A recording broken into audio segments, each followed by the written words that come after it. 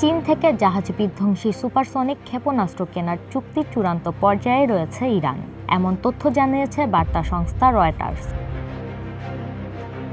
প্রতিবেদন অনুযায়ী চীনের রাষ্ট্রায়ত্ত প্রতিরক্ষা প্রতিষ্ঠান China aerospace science and industry কর্পোরেশনের তৈরি CM-302 অ্যান্টি-স্পেস ক্রুজ ক্ষেপণাস্ত্র কিনতে আলোচনা এগিয়েছে। প্রায় 290 কিলোমিটার পাল্লার এই সুপারসনিক ক্ষেপণাস্ত্র নিচু উচ্চতায় দ্রুত গতিতে উড়ে লক্ষ্যবস্তুতে আঘাত হানতে সক্ষম।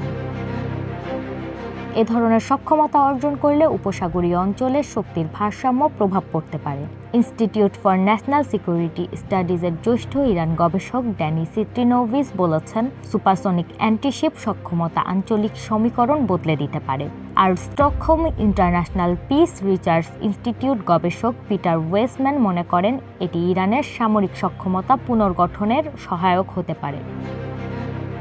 এদিকে ইরানের উপকূলের কাছে অবস্থান করছে মার্কিন বিমানবাহী রণতরী USS আব্রাহাম লিঙ্কন ও USS Gerald R Ford. White House সরাসরি মন্তব্য না করলেও মার্কিন প্রেসিডেন্ট ডোনাল্ড ট্রাম্প ইরানকে পারমাণবিক ইস্যুতে দ্রুত সমঝোতার আহ্বান জানিয়েছেন।